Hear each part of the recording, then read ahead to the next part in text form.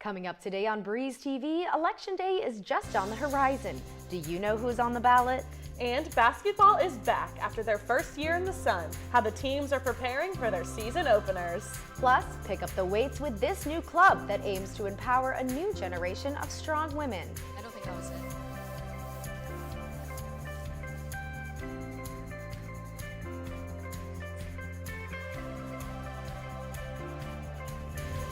Live from the Allison B. Parker Studio in the School of Media Arts and Design at James Madison University, this is Breeze TV.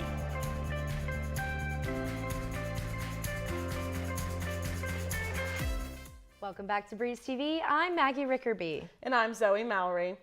Election Day is 4 days away. Our politics team has everything you need to feel prepared for Tuesday.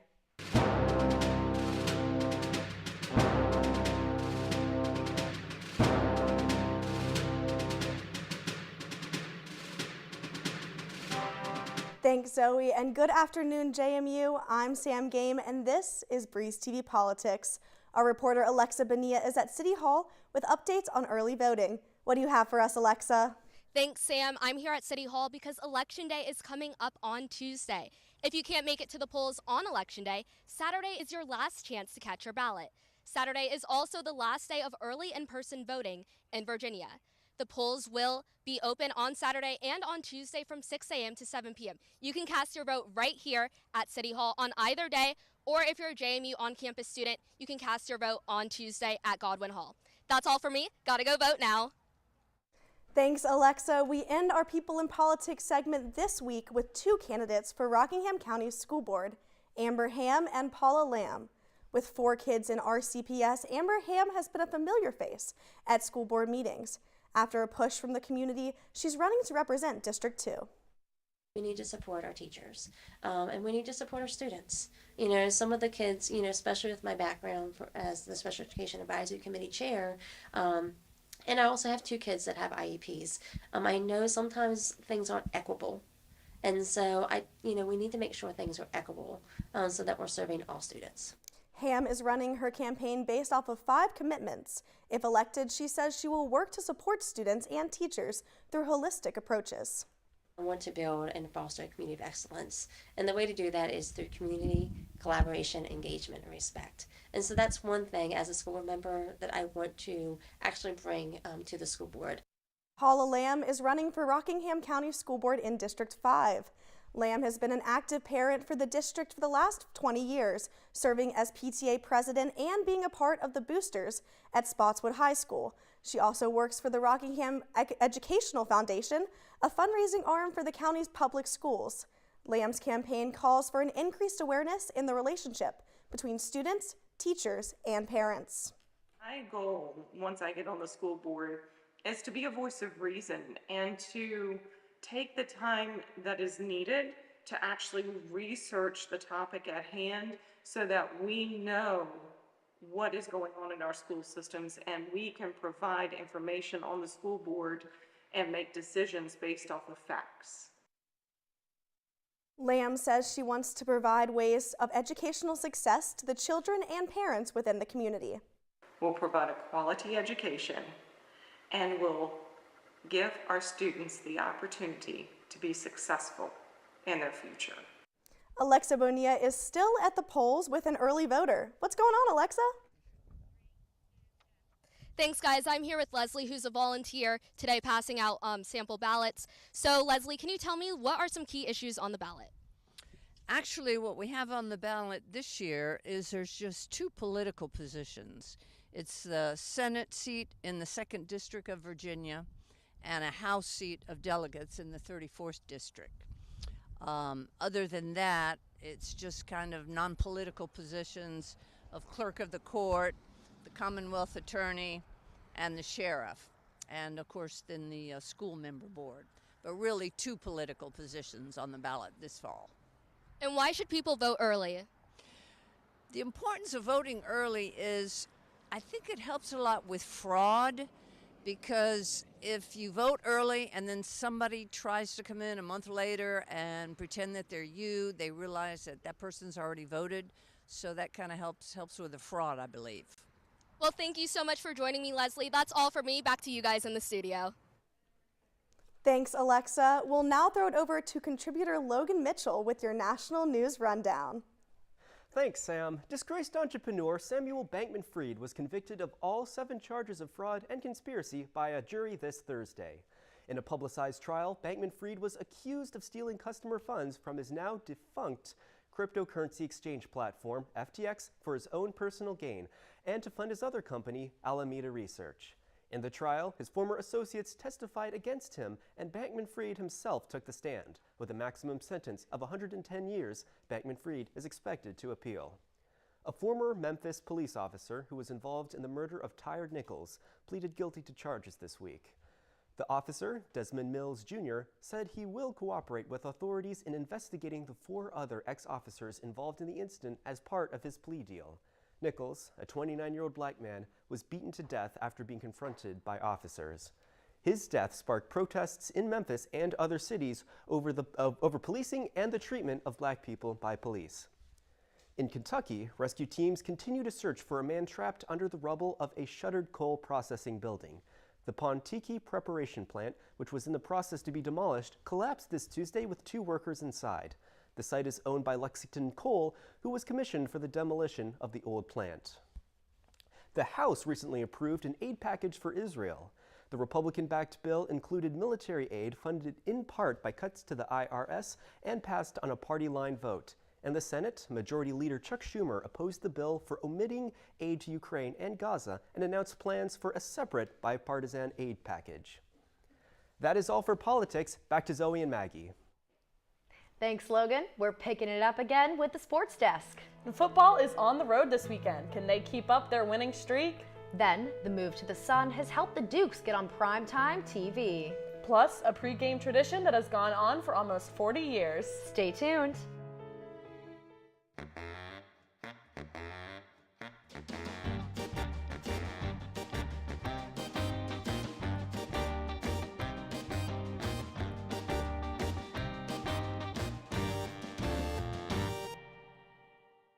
It's bow time. Dude, we need gas. Yo, we gotta get those Supremes. We're not gonna make it. It's bow time, baby. So worth it, right? I'm glad y'all ran out of gas. Boldly seasoned chicken Supremes with a biscuit, fixin', and drink. It's bow time. Tailgating is a song heard across campuses, parking lots, and open fields. They say this song can be heard elsewhere, and perhaps this is true, but it is nowhere near as bright, nowhere near as loud, nowhere near as triumphant as it is right here. Tailgating may not have been born here, but here is where tailgaters are born. The one. The only. Bojangles Cajun Filet Biscuit. Nothing compares to our signature Cajun Spice Chicken Breast Filet on a made-from-scratch buttermilk biscuit. Bojangles Cajun Filet Biscuit is so good, we serve it all day. For a limited time, get 2 Cajun Filet Biscuits for just $5. Bojangles, it's bow time.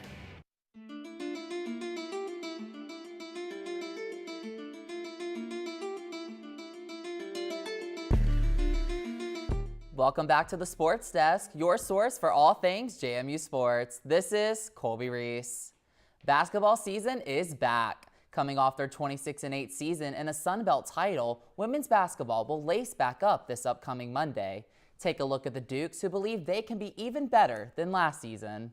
The defending conference champions are gearing up for another season in the sun. Coming off an NCAA tournament appearance, the Dukes are eager to get back on the court. All of us on the team, we want to win again, go back to the tournament because it was a great experience. And I feel like we have improved from last year to this year, so we're going to be bringing some new things for the new season. Being picked to finish 6th in the Sun Belt last season was a motivating factor for the group. Coming off their successful run in the conference and being picked as the favorites this season, the team is still motivated as they look to defend their title. This year, being first, I don't think it changes the target that was on our back. I think we created that target because we won it. So I think that target was going to be there whether they picked us first or third. Just seeing them get their rings and the excitement behind that, you want to feel that too. So being able to do it 2 times in a row, like that's a big motivation for us right now. Although the Dukes have lost some key players, they've added some new faces for this season and are turning to their veteran players to help bring home another championship. Embrace that leadership role and just kind of help like the newcomers, and then also just what we have, continuing like the culture that we do have in terms of trying to get back and win another championship. I've been on losing teams, I've also been on winning teams, so I know the balance between both of them. Mainly I just want to bring my leadership as best as I can to help the team win. With one season in the sun under their belt, they know what it'll take to do it again. If this team comes together like I think it will, I think we can be better than last year. If we defend and we rebound and we play JMU basketball, the sky's the limit for us. The Dukes open their season November 6th for a local Harrisonburg matchup against the EMU Royals. Men's basketball is also set to tip off their season on Monday on the road. With a core group of veterans and some new players, the team is ready to make a run at a conference championship. JMU is preparing for their second season in the Sun Belt Conference. With plenty of new Dukes joining the team, the group feels there's still progress to make before tipping off the season. We've been gelling nicely, like day by day. You know, everybody makes their mistakes, and we just learn from it and keep growing. So it's a day-by-day process, but we've been doing a lot better with it. The challenge for me as a coach is there's so many new guys, I want to take them down the right path. But sometimes you're going down one path, and you're like, you know what? We might need to veer a little bit and adjust and do something different that plays to their strengths. That's the challenge right now we're trying to figure out. The roster features a lot of seniors who want to finally go dancing in the NCAA tournament, with the young players wanting to send them out the right way. We have a great group of leaders, a great group of seniors that deserve to be in the NCAA tournament. We have guys that have been here for 4 years, and they've worked so hard. With JMU facing the 4th-ranked team in the country to open their season, the team feels their tough schedule to start will help them grow earlier rather than later. It's going to make us have to learn things quickly. Sometimes when things are good, you're not forced to learn and adjust and figure out, you know, what you're doing well or don't do well. I think we're going to have a good sense of some things about ourselves after that first week. The Dukes want to keep their mindset simple to have a successful year. We just have to be more ready this year and just know what the goal is at the end. So, like, just keeping that same goal and knowing that we want to win the Sun Belt Championship. James Madison opens their season on November 6th at Michigan State. Reporting alongside Ellie Finza for Breeze TV, this is Colby Reese. For more on both women's and men's programs, pick up a copy of this week's edition of The Breeze featuring a Ready for Liftoff basketball supplement. Last Saturday, JMU football faced Old Dominion in front of a record Bridgeport Stadium crowd. Here's more on how the Dukes got their 8th win of the season and the homecoming victory. James Madison took down Old Dominion in prime time on Saturday to improve to an 8-0 record. The homecoming matchup saw a record Bridgeport Stadium crowd for a second straight season, with 26,239 fans in attendance to help the Dukes to the 30-27 win. The atmosphere at home and tonight was outstanding. The last game too. We need them every week. We need them. Or they travel with us. They're here packing the house out. Just shout out to them. Love the Dukes. Wide receivers Reggie Brown and Elijah Surratt had over 100 receiving yards each in the victory. Both players credit each other for their success on the field. We be trying to outdo each other. We be out there trying to compete out there. And he was like, bro, you ain't get more yards than me. We just trying to dominate every game, every week. I want to be able to perform like I am if I ain't have a dude like that beside me balling like that. With number 25 JMU overcoming the Monarchs, they won their first game in program history as a nationally ranked team. The 3-point triumph also saw the Dukes secure their 5th one-possession win of the season. With 4 games remaining on the schedule, the group wants to keep the momentum going and focus on themselves. We got great grit. Shout out to our coaches. They tell us never be satisfied. We understand we're going to get everyone's best game every week. Going in the game, we know that, and we just got to play our hardest. The ultimate goal is finishing this year undefeated, and all that other stuff will come. Just us playing hard every snap, but take care of the rest. The Dukes will travel to Atlanta to take on Georgia State on November 4th.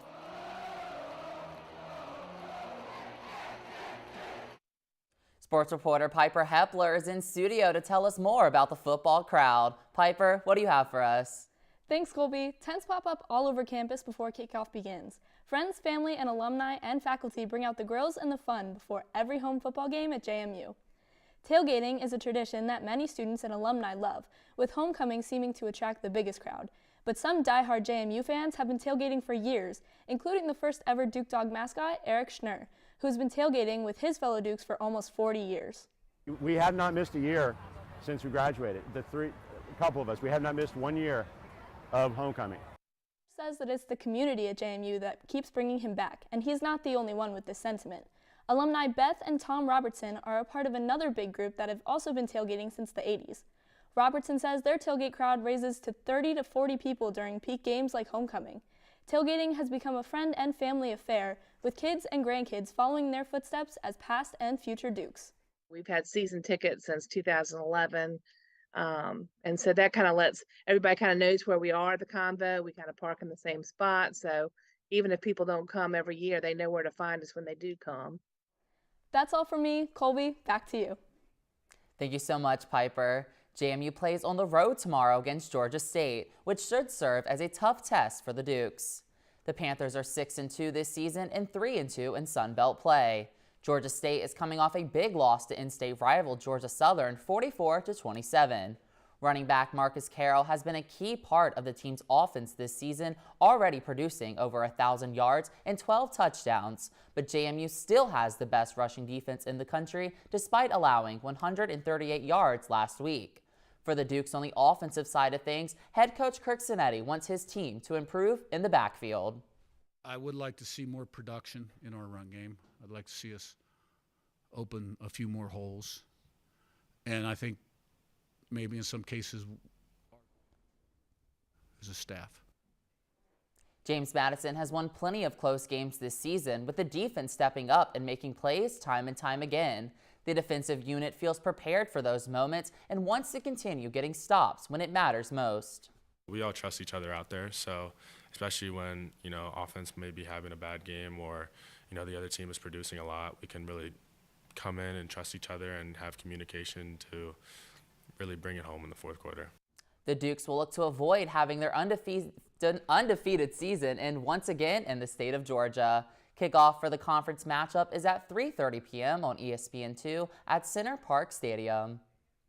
7 out of JMU football's 10 games this season have been elevated to linear ESPN broadcast, including the Dukes' first time ever playing on ESPN's main channel.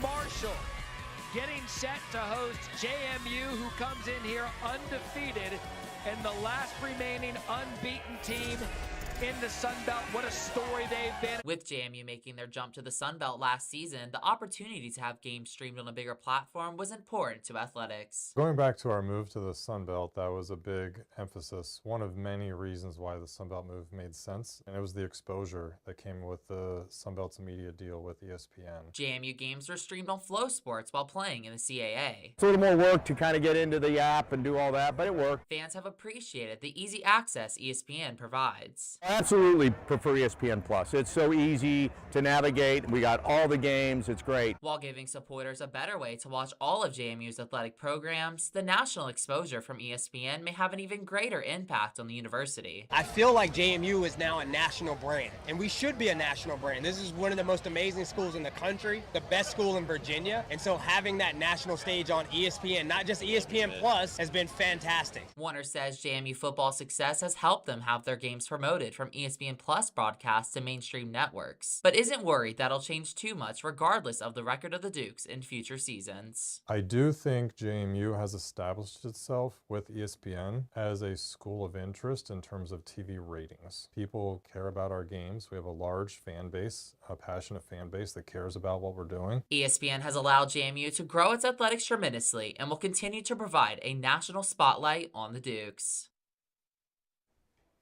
That's all from the Water Sports this week. Zoe and Maggie, back to you. Thanks, Colby, as we wrap up today on Breeze TV. Diwali is next week, how campus is coming together to celebrate the Festival of Lights. Then, one student reaches the community with resources on wheels.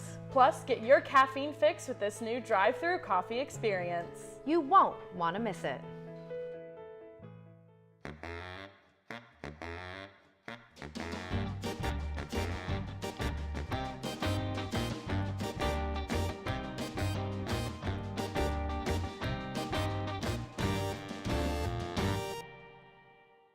It's bow time. It takes 49 steps to bake a fluffy made-from-scratch Bojangles biscuit. But to make it a country ham biscuit, it takes 50. Get a fresh buttermilk biscuit today with a slice of juicy country-style ham. it's bow time. Head to Bojangles for a Chicken Supremes combo with your choice of fixin', a made-from-scratch buttermilk biscuit, and a drink. Bojangles, it's bow time. Bojangles, Cajun Filet Biscuit. For breakfast, lunch, or dinner. Nothing compares to our signature Cajun Spiced Chicken Breast Filet on a made-from-scratch buttermilk biscuit. Breakfast so good, we serve it all day. Get the best chicken biscuit. The one, the only Cajun Filet Biscuit. For a limited time, get 2 Cajun Filet Biscuits for just $5. Bojangles, it's bow time. This is Breeze TV.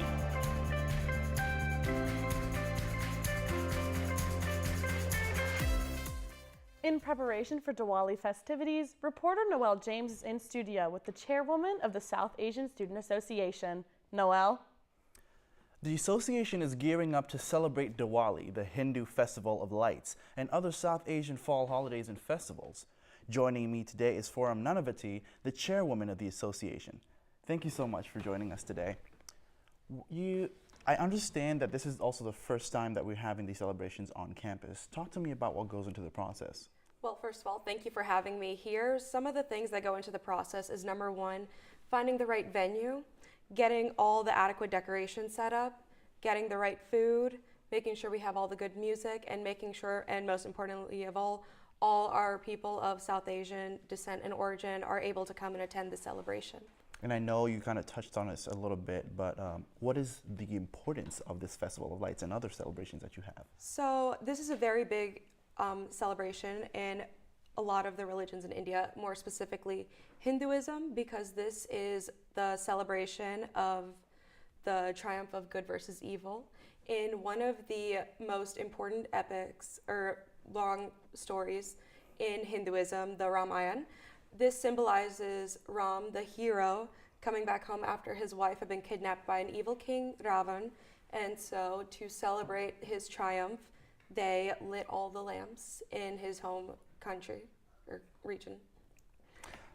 And I'm sending Dukes to register on your Instagram at sasa.jmu. Where will the festival be tomorrow? The festival tomorrow will be in the E Hall Montpelier room, and the doors will open at 6:45 p.m. Forum Nanavati, thank you so much for your time today. Absolutely. Thank you for having me. Of course. Zoe and Maggie, back to you. Thanks, Noelle. Mental health is an ongoing issue for college students nationwide. Here at JMU, one student is buckling up to help those who are struggling. After the COVID-19 pandemic, a string of tragedies on JMU and Harrisonburg communities, Abby Dotson wanted to create a safe space where students could talk freely about their mental health.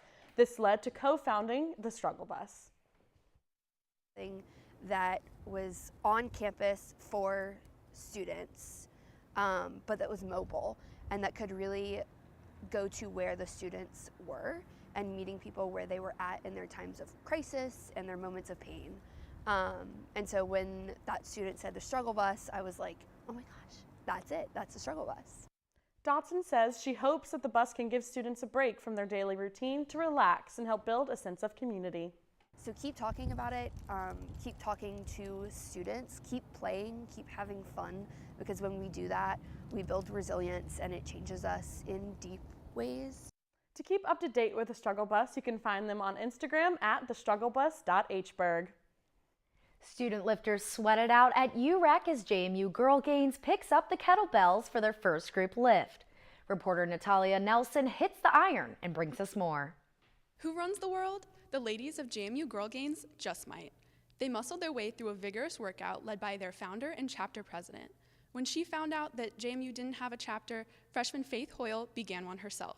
She was raised in a society that valued studying over sports, but eventually found her love for lifting after attending high school in the United States. The biggest thing about Girls Gains is they try to promote empowerment in the weight room and try to promote the fact that you are able to lift comfortably in an environment that you feel safe in and making sure that you know how to lift properly when you are lifting. She notes an underrepresentation of women in some parts of UREC. I want to see more girls in the actual free weight section and kind of working on that side. And I just really want people to enjoy lifting and trying to take away from the stigma of only men are supposed to really lift and girls are not supposed to be buff and, you know, strong. We have to be strong. Like, that's the world we live in nowadays. We have to be strong. Milo Raimondo, the Girl Gains Director of Marketing, is new to lifting, but hopes that others can see the camaraderie between the women and use it to learn and grow as well. I just kind of want it to grow. I want it to be filled with girls who are starting to become more comfortable in the gym and who want to do it, but again are like me and don't know where to start and are scared of judgment and that sort of thing. The weight room can be intimidating, but Girl Gains hopes to dismantle that fear, one group lift at a time. Doing the heavy lifting for Breeze TV, I'm Natalia Nelson. You may have noticed a new coffee shop pop up on East Market Street. Drive-through coffee shop 7 Brew offers a variety of coffee flavors and energy drinks for your daily caffeine fix.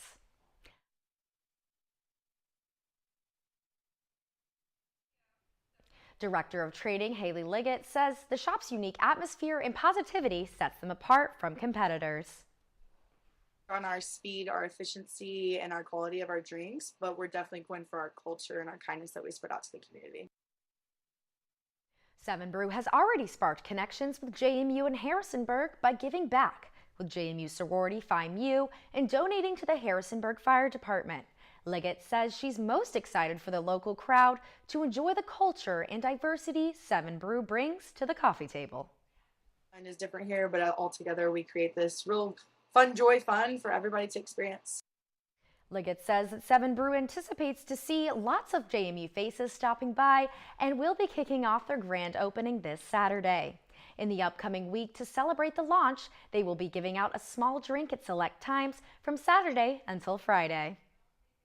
After a cold week, temperatures are warming up for this weekend. Abby Allard has the weather. Abby? Thanks, Maggie. We have had a very cold week with temperatures being in the 40s, even in the 30s. But this weekend, temperatures are climbing back up to the 60s. But as you get more south, we see some temperatures that are also in the 50s. And then this Saturday is a field hockey game against Queens. At 1 p.m., it'll be about 57 degrees. And at 2 p.m., 62 degrees. Perfect temperatures to go out and see the game. And then on Sunday, temperatures are even warmer. We're looking at high 60s. We even see in Charlottesville, it'll be in the 70s. Well, that's all I have for weather. Back to you at the desk. Thanks so much, Abby. Well, with election show coming up on Tuesday, we do have our annual election show on Tuesday at 9 p.m. It's going to be led by our political correspondent, Regine Arnazari, and you'll see us on there too. We look forward to seeing you guys then. We'll see you all on Tuesday. See ya.